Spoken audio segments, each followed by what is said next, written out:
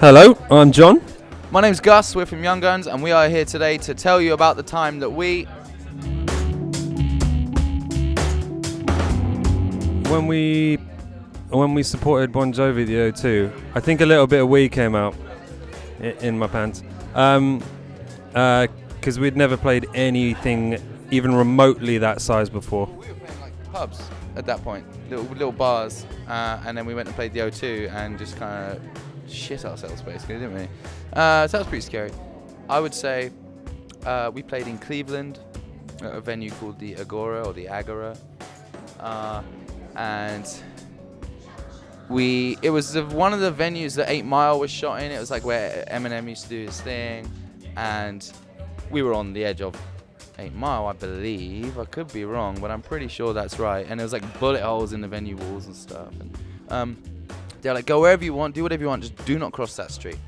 So obviously we wandered across the street and went to the gas station, and it was literally like something out of like, it was like stepping into something on like Tatooine. It was like another universe. We got into this forecourt in a gas station, and I was like, oh my god, I'm in some kind of like strange parallel dimension. I thought I was gonna get murdered within about 15 seconds. I went into the petrol station itself, and the thing locks behind you, and it's like this really dull tobacco yellow light, and all these kind of shady people hanging in the background, and it's pretty terrifying. Managed to make it out alive, but it genuinely only just about. That was pretty stupid. So I'll listen to the people that tell me not to go dangerous places next time.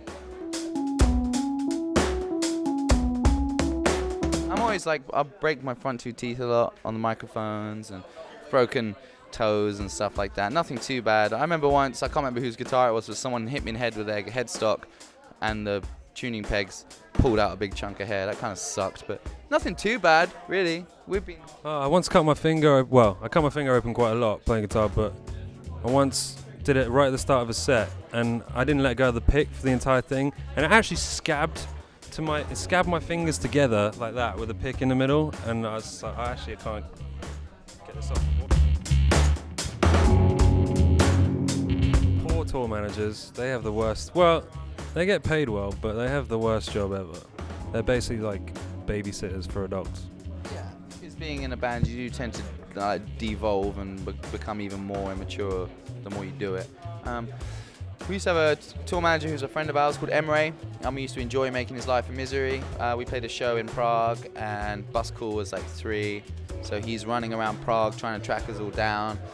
He finds us, and we decide we're having none of it, so we sprint off down the road and just take an exit into the nearest club we can find, and just stood on the dance floor drinking for ages. He couldn't find it. We were in, I want to say Texas, with Seether, and we went to a bar with a singer from Seether, Sean, and he just completely destroyed us all because he's a big drinker, and we lost Simon, which does happen on occasion, but we lost him, and we went looking for him, or you went looking for him, and we found John in the middle of the street, and he was just standing over this bush, and I was like, what the hell is he doing? And so we arrived up to John, what are you doing, man? And John is basically, Simon had passed out completely flat on his back, like a corpse, with his arm around a tree, like that. In a bush. I carried him for about 2 blocks, and then he just gave up and literally lay in this bush, and I couldn't wake him up. He was just absolutely gone.